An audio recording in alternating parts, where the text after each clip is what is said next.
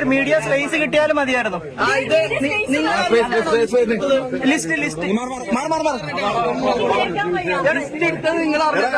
List ആൾക്കാരെ കയറ്റുന്നുള്ള list എടുത്തിട്ടുണ്ടായിരുന്നു. അത് നിങ്ങൾ അറിഞ്ഞിട്ടാണോ? അത് അറിഞ്ഞിട്ടാണ് ഇവിടെ ഇത്രയും പേര് വന്നത്. എടാ നിങ്ങൾ മാറാ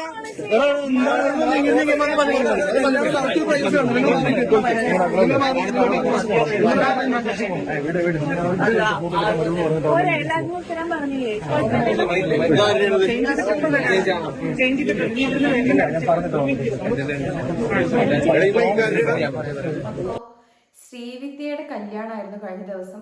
ശ്രീവിദ്യയുടെ കല്യാണത്തിന് തന്നെ ദിവസം തന്നെ കുറെ പ്രശ്നങ്ങളും കാര്യങ്ങളൊക്കെ ഉണ്ടായി. അപ്പോൾ ആ ഒരു പ്രശ്നത്തിനിടയ്ക്ക് ശ്രീവിദ്യയെ എന്താ പറയാ കരയിപ്പിച്ച് വിടുന്ന രീതിയിൽ മീഡിയക്കാരുടെ ഭാഗത്ത് നിന്ന് ഒരു കുറെ കാര്യങ്ങൾ ഉണ്ടായി. അല്ലെങ്കിൽ ഒരു കല്യാണത്തിന് നമുക്ക് കല്യാണ പെണ്ണായിട്ട് നിൽക്കുന്ന സമയത്ത് തന്നെ കരയാന്ന് പറയുന്നത്, അല്ലെങ്കിൽ ഇത്രയും ആൾക്കാരുടെ മുൻപിൽ നാണം കെട്ടി നിൽക്കേണ്ട ഒരു അവസ്ഥ ശ്രീവിദ്യക്ക് വന്നായിരുന്നു. അപ്പോൾ അതില് ശരിക്കും എന്താണ് അവിടെ നടന്നത് എന്നുള്ള കാര്യങ്ങൾ നമുക്കൊന്ന് നോക്കാം. അപ്പൊ ഈ ഒരു വീഡിയോ കാണുന്ന സമയത്ത് നമുക്ക് തോന്നും അവിടെ മീഡിയക്കാർ വന്നിട്ട് വെറുതെ പ്രശ്നങ്ങൾ ഉണ്ടാക്കുവാണ് എന്ന്. പക്ഷെ അങ്ങനെയല്ല. അവിടെ ശരിക്കും സംഭവിച്ചത് എന്താന്ന് വെച്ചാല് അതിന് പിന്നിൽ ഒരുപാട് കാര്യങ്ങൾ നടന്നിട്ടുണ്ട്. അതൊന്നും ഇവര് പുറത്തു വിട്ട വീഡിയോയിൽ അതും ഇതൊന്നുമില്ല. അപ്പോ അവിടെ നേരത്തെ ബൗൺസറുമായിട്ട് അല്ലെങ്കിൽ ഒരു അടിപിടി നടക്കുന്നുണ്ട് ഈ മീഡിയക്കാർ.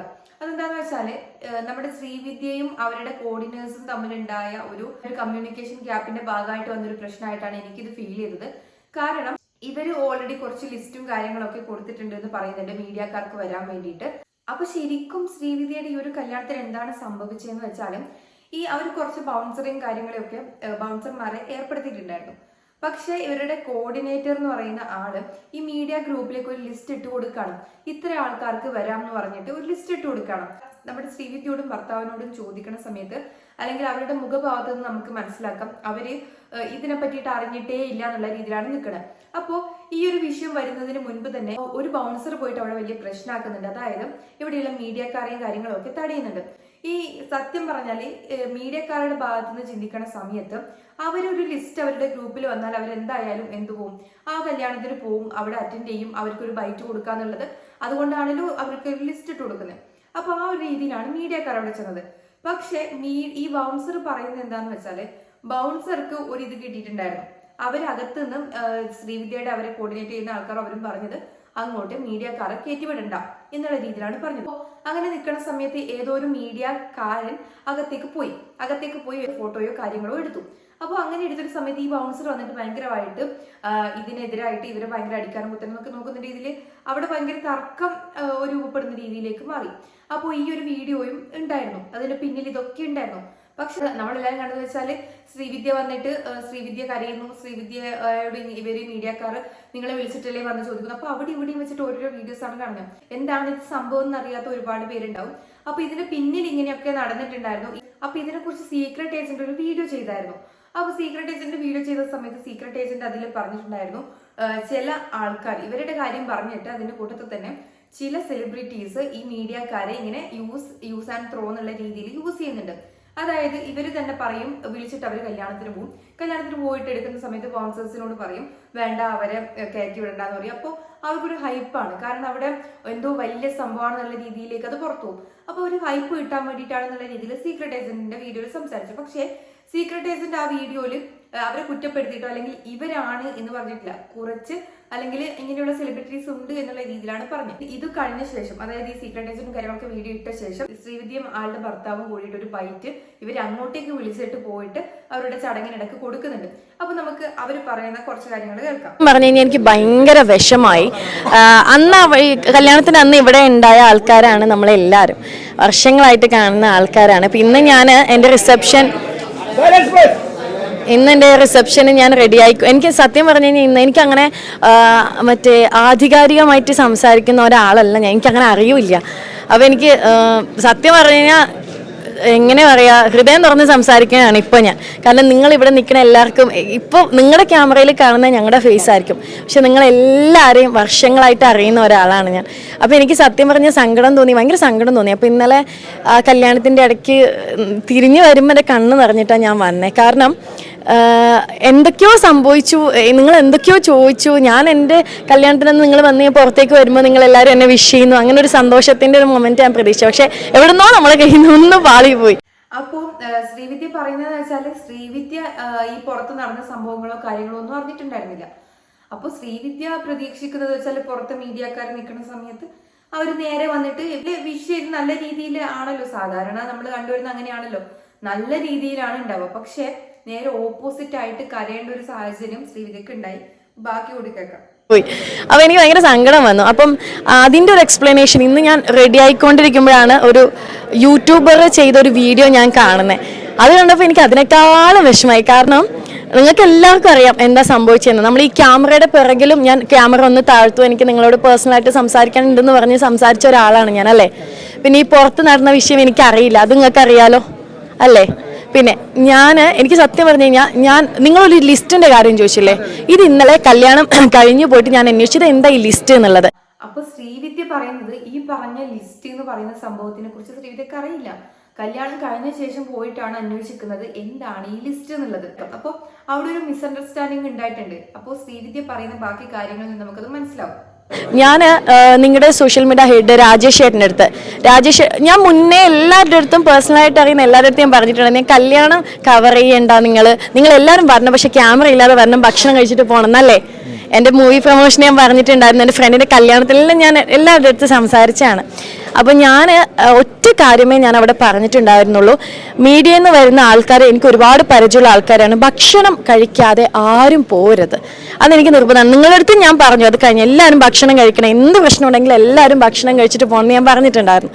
അപ്പോൾ ശ്രീവിദ്യ പറഞ്ഞു വരുന്നതെന്ന് വെച്ചാൽ ഞാൻ എല്ലാവരോടും പറഞ്ഞതായിരുന്നു, ഫോട്ടോസും വീഡിയോസും ഒന്നും കല്യാണത്തിന്റെ എടുക്കരുത്. നിങ്ങൾ അതായത് പ്രൊമോഷൻസും കാര്യങ്ങളൊക്കെ പോകുന്ന സമയത്തെ ശ്രീവിദ്യ പറയാറുണ്ടായിരുന്നു, എന്റെ കല്യാണത്തിന് വരുന്ന സമയത്ത് നിങ്ങൾ എല്ലാവരും കല്യാണത്തിന് വരണം, പക്ഷെ ക്യാമറ ആയിട്ടൊന്നും വരണ്ട, നോർമലി വരുന്ന പോലെ കല്യാണത്തിന് വരിക, ഫുഡ് കഴിക്കുക, ആ രീതിയിൽ പോവാന്നുള്ള രീതിയിലാണ് ശ്രീവിദ്യ പറയുന്നത്. പുള്ളി പറഞ്ഞതനുസരിച്ചിട്ട് അത് ഞാൻ നിങ്ങളെ വിളിച്ചു വരുത്തി, അവിടെ എത്തുമ്പോൾ നിങ്ങൾ ഇത്രയും പേരുണ്ടെന്ന് കണ്ട് ഞാൻ അകത്തേക്ക് കയറ്റി, അങ്ങനെയാണോ സംഭവിച്ചത്? ആണോ? അല്ല, നിങ്ങൾ പറ, അങ്ങനെയാണോ സംഭവിച്ചത്? അല്ലല്ലോ. ഓക്കെ, ഞാൻ നിങ്ങളെ വിളിച്ചു വരുത്തി, നിങ്ങൾ എന്തായാലും എൻ്റെ കല്യാണത്തിന് വരണം എന്ന് പറഞ്ഞ് ഞാൻ ആരെങ്കിലും ഇതിൽ വിളിച്ചു വരുത്തിയിട്ടുണ്ടോ? അങ്ങനെയല്ല, നമ്മുടെ അടുത്ത് വന്ന് നമ്മളൊന്ന് പ്രൊമോട്ട് ചെയ്ത് തരണമെന്ന് ആരുടെങ്കിലും പറഞ്ഞിട്ടുണ്ടോ? എൻ്റെ PR അതായത് നമ്മുടെ PR ചെയ്ത് ഞങ്ങളുടെ കല്യാണം ഒന്ന് ഹൈപ്പ് ഉണ്ടാക്കി തരണമെന്ന് ആരുടെങ്കിലും, നിങ്ങൾ ഒരാളടുത്തെങ്കിലും ഞങ്ങൾ പറയുകയോ അല്ലെങ്കിൽ ഞങ്ങൾ എന്താ ടിഷ്യൂ പേപ്പർ പോലെ യൂസ് ചെയ്ത് കളയുകയോ ചെയ്തോ? ഈ പറഞ്ഞ സ്പെസിഫിക് യൂട്യൂബർ പറഞ്ഞ അങ്ങനെയാണ്, നിങ്ങളെല്ലാം ഞങ്ങൾ വിളിച്ചു വരുത്തി, എന്നിട്ട് ഞങ്ങൾ നിങ്ങളെ തന്നെ എന്താ പറയുക ഗുണ്ടകളെ വെച്ച് ഗുണ്ടായിസം കാണിച്ചു എന്നാണ്, അങ്ങനെ ഒരു സംഭവം ഉണ്ടായിട്ടുണ്ടോ നിങ്ങൾ പറയോ? ഇവര് പറയുന്നത് സീക്രട്ട് ഏജന്റിനെ കുറിച്ചാണ്. അപ്പോൾ സീക്രട്ട് ഏജന്റ് ഇപ്പൊ കഴിഞ്ഞ ദിവസം വീഡിയോയിൽ പറഞ്ഞായിരുന്നു, ഞാൻ പറഞ്ഞല്ലോ ആദ്യം തന്നെ, ചില ആൾക്കാർ സെലിബ്രിറ്റീസ് ഇങ്ങനെ ചെയ്യുന്നുണ്ട് ഇതാണ് പറഞ്ഞത്. ഇവരുടെ പേരെടുത്തിട്ട് സീക്രട്ട് ഏജന്റ് പറഞ്ഞിട്ടില്ല, പക്ഷെ ഇങ്ങനെ ചെയ്യുന്ന ആൾക്കാരുണ്ട് ഹൈപ്പ് കിട്ടാൻ വേണ്ടിയിട്ട് എന്ന് പറഞ്ഞു.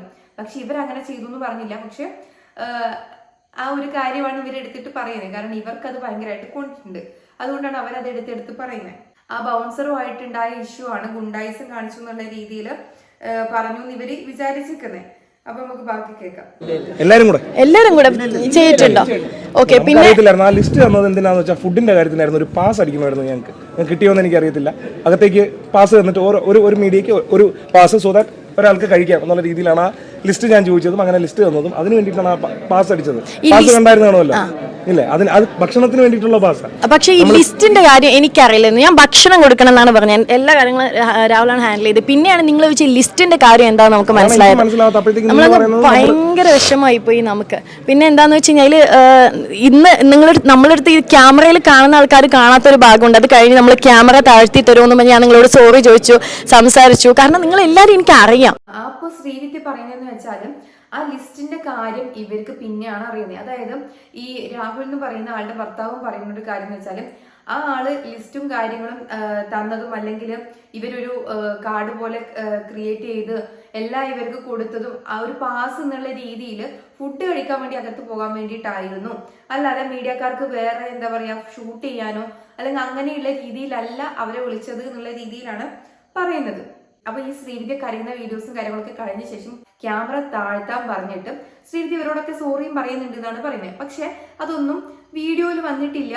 അപ്പൊ അതൊന്നും ആരും കണ്ടിട്ടുമില്ല എന്നാണ് പറയുന്നത്. അങ്ങനെ ഈ പുറത്തുനിന്ന് കണ്ട് സംസാരിക്കുന്ന ആൾക്ക് എന്ത് സംസാരിക്കും, പക്ഷെ നമ്മുടെ ഇടയിൽ ഉണ്ടായ പ്രശ്നം അതല്ല.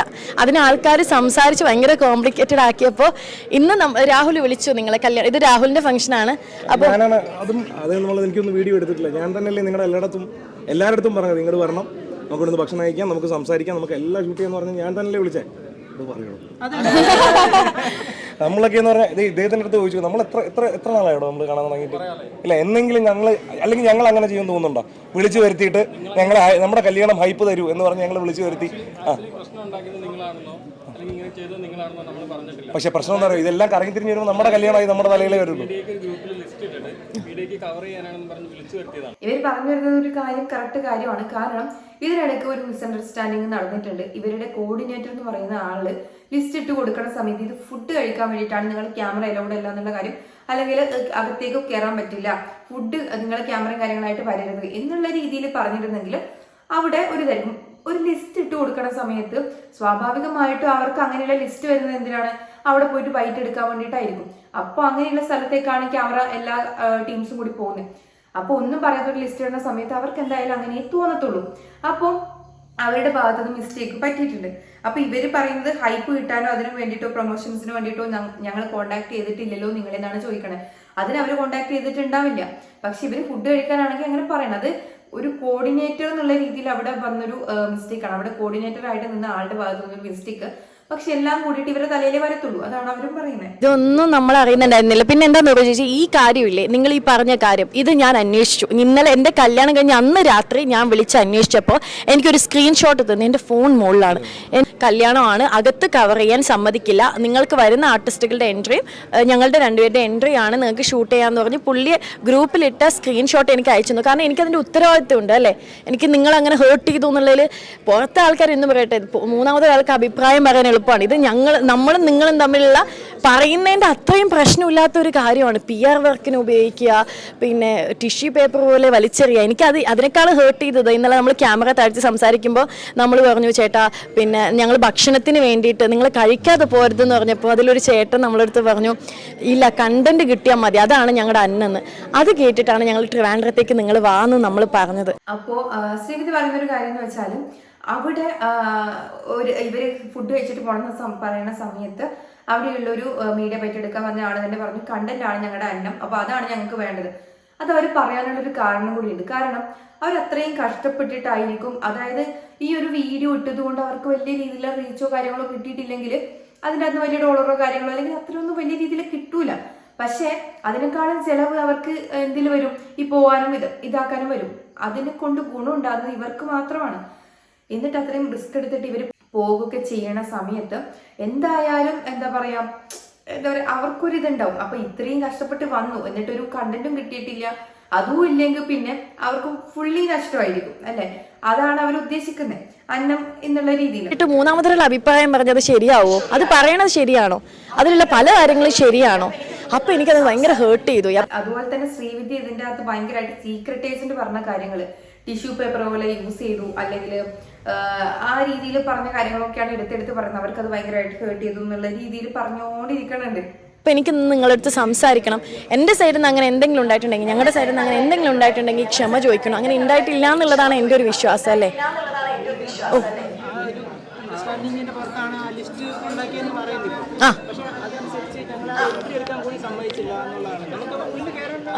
ഒരു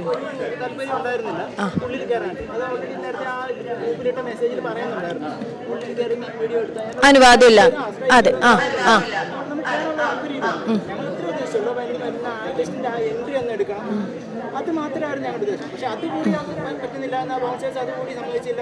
ഇതൊക്കെ പിന്നെ ഞങ്ങൾ വീഡിയോ കാണുമ്പോഴായിട്ട് പറയുന്നത് ഞങ്ങൾക്ക് ഹാൻഡിൽ ചെയ്യുന്നതിനപ്പുറത്തേക്ക് പിന്നെ അപ്പോൾ അതിൽ അവരുടെ ഭാഗത്ത് മിസ്റ്റേക്ക് പറ്റിയിട്ട് തന്നെയാണ് ഇതിൽ മെയിൻ ആയിട്ട് പറയുന്നത്. കാരണം ഇതിൽ മീഡിയക്കാർ വ്യക്തമായിട്ട് പറയുന്നുണ്ട്, അവരകത്തേക്ക് കയറാനോ അല്ലെങ്കിൽ അതിന് വേണ്ടിയിട്ടൊന്നും താല്പര്യം ഇവർക്കും ഉണ്ടായിരുന്നില്ല. ആ ഗ്രൂപ്പിലിട്ട ഒരു സ്ക്രീൻഷോട്ടും കാര്യങ്ങളും അനുസരിച്ചിട്ട് ഇവര് പുറത്ത് നിന്നിട്ട്, അതായത് മീഡിയക്കാർക്ക് വേറെ തന്നെ ഒരു സ്പേസ് അല്ലെങ്കിൽ എൻട്രി മാത്രം എടുക്കാം എന്നുള്ള രീതിയിലാണ് ഇവരും വന്നതെന്നാണ് ഇവർ പറയുന്നത്. ആ ഒരു സ്ക്രീൻഷോട്ടും കാര്യങ്ങളും കണ്ടിട്ട് ആ രീതിയിൽ തന്നെയാണ് ഇവർ വന്നത്. പക്ഷെ പുറത്ത് നിന്ന് എൻട്രി എടുക്കാൻ പോലും ബൗൺസേഴ്സ് സമ്മതിച്ചില്ല എന്നാണ് പറയുന്നത്. അപ്പൊ അത്രയും എന്താ പറയാ അവിടെ പോലും നിൽക്കാൻ സമ്മതിച്ചില്ല. അപ്പൊ ഇവർക്ക് ഗ്രൂപ്പിൽ ലിസ്റ്റ് ഇട്ടുകൊടുത്ത് നാളെ വരണമെന്നും പറഞ്ഞ് ഓക്കെ പുറത്ത് നിന്ന് നിങ്ങൾ എടുത്തോന്നും പറഞ്ഞ് പുറത്ത് നിങ്ങൾക്ക് ഒരു ബൈറ്റ് തരാന്നും പറഞ്ഞ് വിളിച്ചിട്ട് അവിടെ എത്തിയിട്ടാകുമ്പോൾ ഒരുമാതിരി എന്താ പറയാ ഫുഡ് തരാനാണ് വിളിച്ചത്, അല്ലാതെ നിങ്ങൾക്ക് വേറെ ഒന്നിനും വേണ്ടി വിളിച്ചതല്ല. അപ്പൊ ആ രീതിയിൽ പറയണ സമയത്ത് അല്ലെങ്കിൽ ഇവര് പറയണത് ഇവര് ഇതൊന്നും അറിഞ്ഞിട്ടില്ല എന്നാണ്. അപ്പൊ അവിടെ ബൗൺസേഴ്സും ഇതിന്റെ ഉള്ളിൽ കളിച്ചിട്ടുണ്ട്, അതുപോലെ കോർഡിനേറ്ററിന്റെ ഭാഗത്ത് നിന്നും തെറ്റുകൾ സംഭവിച്ചിട്ടുണ്ട്. ഇല്ല, നമ്മുടെ ഇവന്റ് ടീമാണ് ബോൺസേഴ്സിനെ സെറ്റ് ചെയ്തല്ലേ. ഞങ്ങൾ അങ്ങനെ ഒരു സംഭവം പറഞ്ഞിട്ടേ ഇല്ല. അതായത് എൻട്രി എടുക്കാൻ പാടില്ല എന്നുള്ള സാധനം പറഞ്ഞിട്ടില്ല. മേ ബി അവർ അകത്തോട്ട് കയറാൻ, ഞാൻ ആ വീഡിയോ ഞാൻ കണ്ടായിരുന്നു. അപ്പോൾ അല്ലെങ്കിൽ എനിക്ക് മനസ്സിലായത് അകത്തോട്ട് കയറാൻ ചെല്ലുമ്പോഴാണ് അദ്ദേഹം ഈ പറയുന്ന സോക്കോൾ ബൗൺസർ വന്ന് വെളിയിലോട്ട് ആക്കുന്നതും. അല്ലെ, ഞാൻ കണ്ടില്ല ആ സ്റ്റെപ്പില്ലേ, ആ സ്റ്റെപ്പ് അല്ല ഞാൻ കണ്ടില്ല. അപ്പൊ എന്നെ ഇവിടെയാണ് തോന്നുന്നു. സോറി കേട്ടോ, എന്തെങ്കിലും പറ്റിയിട്ടുണ്ടെങ്കിലോ അല്ലെങ്കിൽ നിങ്ങൾക്ക് ആർക്കെങ്കിലും വിഷമമായിട്ടുണ്ടെങ്കിലോ അല്ലല്ല, ഞാൻ ആ വീഡിയോയിൽ കണ്ടതെന്ന് പറഞ്ഞാൽ പുള്ളി ഇങ്ങനെ ചെല്ലുന്നു, അപ്പോഴത്തേക്കാണ് തള്ളി ബാക്കിലോട്ട് കൊണ്ടുവരുന്നത്. അല്ല, എനിക്ക് അതാ ഞാൻ പറയുന്നത്. അപ്പോ ഇതിലെന്തായാലും ഇവരുടെ ഭാഗത്ത് ഒരു മിസ്റ്റേക്കും കാര്യങ്ങളും വന്നിട്ടുണ്ട്. ബൗൺസേഴ്സ് ഓവറായിട്ട് ഇപ്പൊ ഇവർ പറയുന്നത് ഈവന്റ് മാനേജ്മെന്റിന്റെ ടീംസും കാര്യങ്ങളും ഒക്കെയാണ് ഇവരുടെ ബൗൺസേഴ്സിനും കാര്യങ്ങളൊക്കെ സെറ്റ് ചെയ്തതെന്നാണ്. ശരിക്കും പറഞ്ഞാൽ അത്രയും ബൗൺസേഴ്സിനൊക്കെ വെച്ച് ഇവർ ചെറിയ രീതിയിൽ നടത്തുവാണെങ്കിൽ മീഡിയക്കാർക്ക് എന്താ പറയാ പുറത്തൊരു ബൈറ്റ് എന്ന് പറഞ്ഞിട്ട് കൊടുക്കാം.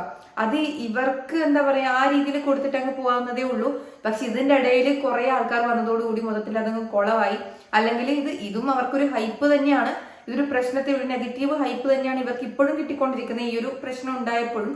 പക്ഷെ ഇവർ പറയുന്നത് അറിയാതെ സംഭവിച്ചതാണ്. അപ്പോ മീഡിയക്കാർ അത്രയും കഷ്ടപ്പെട്ടിട്ട് തന്നെയാണ് അവിടെ ഇവിടെയൊക്കെ പോയി നിൽക്കണത്. അപ്പൊ അവരകത്തേക്ക് ചെല്ലാൻ നോക്കിയിട്ടില്ലെങ്കിലും എന്തെങ്കിലും ആണെങ്കിലും ശരി, ചിലപ്പോൾ അയാൾ അകത്ത് പോകാൻ നോക്കാൻ കാരണം പുറത്ത് ഇത്രയും വന്ന് നിന്നിട്ട് ഒരു എൻട്രി പോലും എടുക്കാൻ വിടാതിരുന്നപ്പോ ചിലപ്പോ എന്താ പറയാ ആ ഒരു ദേശത്തിൽ ചിലപ്പോൾ കയറി പോയതായിരിക്കാം. അതിൽ അയാളെയും തെറ്റു പറയാൻ പറ്റത്തില്ല. കാരണം ലിസ്റ്റ് കൂട്ടി ഇങ്ങോട്ട് വാദം പറഞ്ഞ് ഇവിടെ കൊണ്ടുവരുന്ന നിർത്തിയിട്ട് ഒരുമാതിരി സ്വഭാവം കാണിക്കണം പോലെ അവർക്ക് തോന്നിയിട്ടുണ്ടാവും. അപ്പൊ അതെന്തായാലും ഉണ്ടാവും. അപ്പൊ ഒന്നാമത് ഈ മീഡിയക്കാർ എന്ന് പറയുന്നത് അങ്ങനെ കഷ്ടപ്പെട്ടിട്ട് തന്നെയാണ് അവിടെ പോകുന്നതും വരുന്നതൊക്കെ. അപ്പൊ എന്തായാലും അവർ രണ്ടാമത് വിളിച്ച് എല്ലാവരോടും സോറിയും കാര്യങ്ങളൊക്കെ പറയുന്നുണ്ട്. ഇതിൽ സീക്രട്ട് ഏജന്റ് പറഞ്ഞ കുറെ കാര്യങ്ങൾ ഇവർക്ക് നന്നായിട്ട് കൊണ്ടിട്ടുണ്ട് എന്നാണ് മനസ്സിലാക്കാൻ പറ്റിയത്. അപ്പൊ എന്തായാലും ഇതിൽ ഇവരുടെ ഭാഗത്ത് കുറെ മിസ്റ്റേക്സും കാര്യങ്ങളും വന്നിട്ടുണ്ട്. അപ്പൊ അത് ഇനിയുള്ള ആൾക്കാരെങ്കിലും, ഇതുപോലെ ഒരുപാട് ആൾക്കാരുണ്ട് സെലിബ്രിറ്റീസ്, ഇത് വിളിച്ചു വരുത്തിയിട്ട് ഇങ്ങനെ അപമാനിക്കുന്നവരുണ്ടാവും ഇതുപോലെ സീക്രട്ട് ഏജന്റ് പറഞ്ഞതുപോലെ. പക്ഷെ സീക്രട്ട് ഏജന്റ് ഇവരുടെ പേരൊന്നും എടുത്തിട്ട് എന്തായാലും പറഞ്ഞിട്ടും കാര്യങ്ങളൊന്നുമില്ല. സത്യം പറഞ്ഞ് ഇതൊന്ന് അറേഞ്ച് ചെയ്യാൻ വേണ്ടിയിട്ട് ആ ഒരു കോർഡിനേറ്റർ എന്ന് പറയുന്ന വ്യക്തിക്കോ ആ കോർഡിനേറ്റ് ചെയ്ത ആൾക്കാർക്കോ പറ്റിയിട്ടില്ല. അവിടെയാണ് ഇത് മൊത്തത്തിൽ ഫ്ലോപ്പ് ആയതും ഇതെല്ലാം ഇവരുടെ തലയിലേക്ക് വന്ന് വീണതും. അപ്പൊ ഇപ്പം ഏതൊരു സെലിബ്രിറ്റീസിന്റെ കല്യാണമാണെങ്കിൽ അവിടെ നല്ലൊരു കോർഡിനേറ്ററും കാര്യങ്ങളും വേണം, എല്ലാം നിയന്ത്രിക്കാനും കൺട്രോൾ ചെയ്യാനും ഒരാൾ വേണം. അല്ലെങ്കിൽ കുറച്ച് ആളുകൾ ഉണ്ടെങ്കിൽ മാത്രമേ അത് നടക്കത്തുള്ളൂ. അല്ലെങ്കിൽ ഇവർക്ക് വ്യക്തമായിട്ട് ഇവരോട് ഇങ്ങനെയാണ്, അല്ലെങ്കിൽ ഇവർ തീരുമാനിക്കണം ഇത് ഇവിടെ വരണം, ഇവിടെ ഇങ്ങനെ വരണം, അല്ലെങ്കിൽ ഇവിടെ ഇത്ര കൺട്രോൾ ചെയ്യണം, എല്ലാം തീരുമാനിച്ച് വ്യക്തമായിട്ട് എടുക്കണം. ഇവിടെ അത് ഭയങ്കരമായിട്ട് പാളിപ്പോയി. അതാണ് ശരിക്കും പറഞ്ഞാൽ സംഭവിച്ചത്. നമുക്ക് കണ്ടറിയാം ഇതെന്തായാലും ഇവരുടെ സോറിയും കാര്യങ്ങളൊക്കെ പറഞ്ഞിട്ടുണ്ട്. അപ്പൊ ഇതിനെ കുറിച്ചുള്ള നിങ്ങളുടെ അഭിപ്രായങ്ങൾ എന്താണെന്ന് എന്തായാലും താഴെ കമന്റ് ചെയ്യാം.